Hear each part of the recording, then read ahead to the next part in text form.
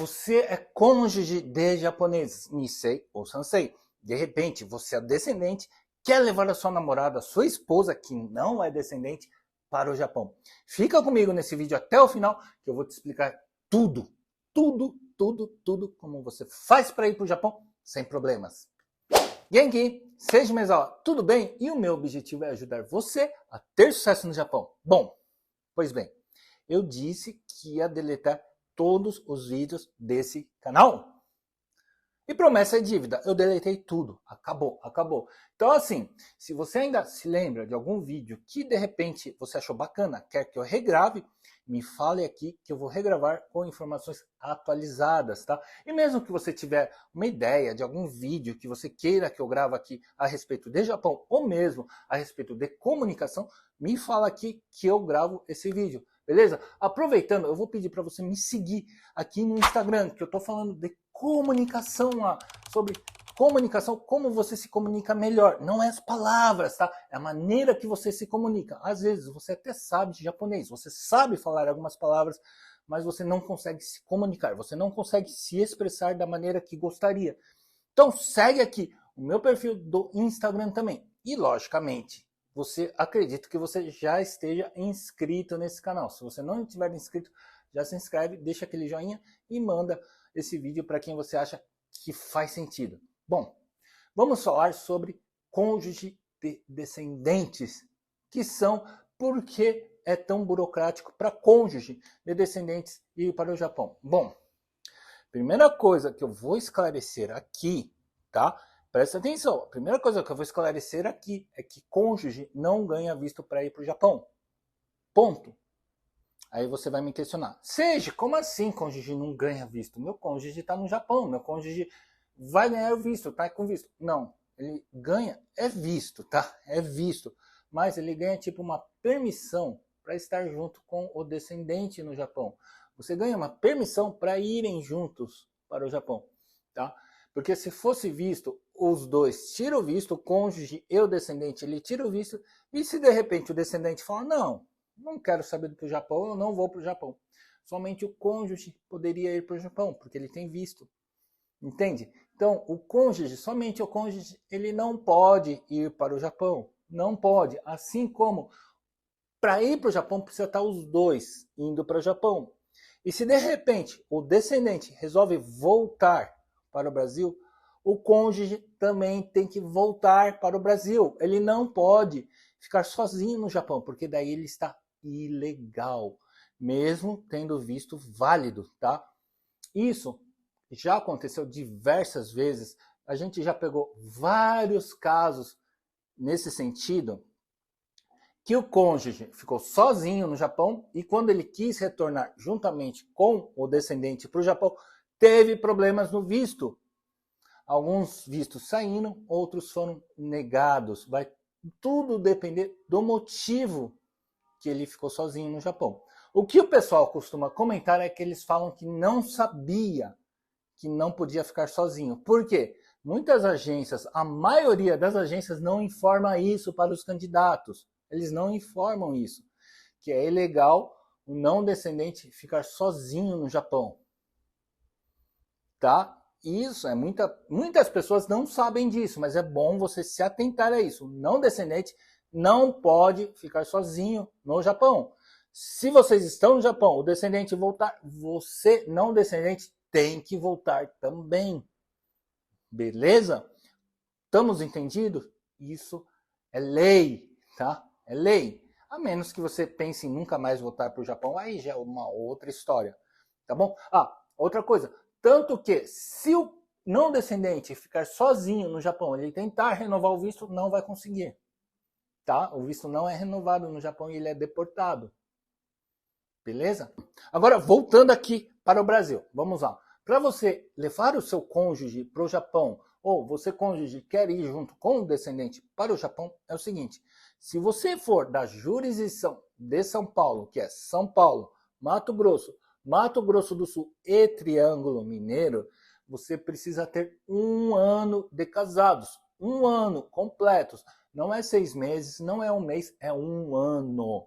Tá? Primeira coisa é isso. oficialmente, tá? No cartório, a partir do registro do cartório, precisa ter um ano de casado. Precisa ter esse espaço para daqui para frente dar entrada no visto. Aí você dá a entrada no visto para poder ir para o Japão.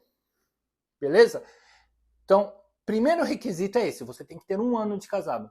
Depois, você precisa ter comprovantes de endereço. Comprovantes em nome dos dois. Precisa do não descendente e do descendente. Precisa ser um endereço no mesmo endereço. Comprovantes no mesmo endereço. Por exemplo, legal é ter uma conta de luz e uma conta de água. Fechou. São os melhores comprovantes para se ter. Se caso não seja assim, talvez seja legal, por exemplo, você ter uma conta de telefone, uma conta de TV a cabo, de internet, outro, sei lá, qualquer conta que venha pelo correio. Tem que ser pelo correio, tá? Não pode ser boleto. Boleto geralmente não é aceito. Porque boleto a gente coloca o endereço que quiser lá e tá valendo, tá? Então boleto não serve. Tem que ser correspondência que vem pelo correio. Fechou? Então precisa ter. E assim, precisa ter os 12 meses ou um ano de comprovantes. É assim, precisa ter certinho um ano. Precisa. Precisa. Não é assim obrigatório, tá? Mas isso você comprova que você realmente está junto. Não é que você casou para ir para o Japão. O que o consulado quer saber é isso. Se você não está casando por interesse para ir para o Japão. O que o consulado quer saber é se você realmente é uma família de verdade. Se vocês estão casados de verdade. É isso que o consulado quer saber. Então, é legal você ter. Vamos supor que você resolve casar agora em março, tá? Eu vou casar agora para ir para o março do ano que vem da entrada no visto. Então vocês têm que ter março, abril, maio, junho, julho, agosto, setembro, outubro, novembro, dezembro, janeiro, fevereiro, para completar um ano de comprovantes de endereço. Como eu disse, água, luz são os melhores comprovantes de endereço que tem, tá bom? Outra coisa que é legal vocês terem fotos, bastante fotos com familiares, principalmente familiares da parte descendente. Então, assim, as melhores fotos são aquelas de comemorações festivas, por exemplo, Natal, Dia das Mães, Dia dos Pais, Dia das Crianças, vocês estarem com a família reunida, tá? Tanto na casa do descendente, que é mais importante, quanto de vez em quando também da casa não descendente. Vocês têm que mostrar que vocês são uma família de verdade, tá? Fechou? Esse daí é um outro fato. Então, em São Paulo, você tendo esses requisitos, já consegue sim dar entrada no visto, mas você precisa ter um ano. Mas tudo depende de caso para caso. Por exemplo, eu estou com um candidato agora que ele foi casado há mais de 10 anos. Ele divorciou, casou de novo e quer ir para o Japão. Só tem um ano, aliás, desculpa, só tem um mês de casados. Não tem como ele ir. Primeiramente, o consulado vai pensar, nossa, estava divorciado lá atrás, eles casaram somente para ir para o Japão. Não vai rolar. Vai ser mais complicado ainda você conseguir o visto quando você se divorcia uma vez. O antigo já não vale nada. Aliás, até atrapalha, porque você divorciou. Dá a impressão que vocês casaram somente para ir para o Japão, que muitas vezes é até verdade. Vocês só casaram novamente para ir para o Japão. Chega no Japão, cada um leva a sua vida. Isso não é bacana não. Beleza? Bom, mas aí é analisado de processo por processo, caso por caso, tá? Cada caso é um caso. O consulado vai analisar de maneiras individuais, ele não vai generalizar tudo. Vai depender muito da documentação que você apresentar. Por exemplo, também existem aqueles casos que o casal, eles estão juntos há muito tempo eles estão juntos, só que eles casaram somente agora. É possível dar a entrada antes de um ano? Sim, é possível também. Não é que é impossível você dar a entrada no casamento antes de um ano. É possível sim você dar a entrada com menos de um ano. Só que você tem que comprovar que você está um longo período juntos. Que vocês estão juntos como casal de verdade. E quais são esses comprovantes? São aquilo que eu falei. Comprovante de endereço, fotos, que valem bastante. Fechou? Tá.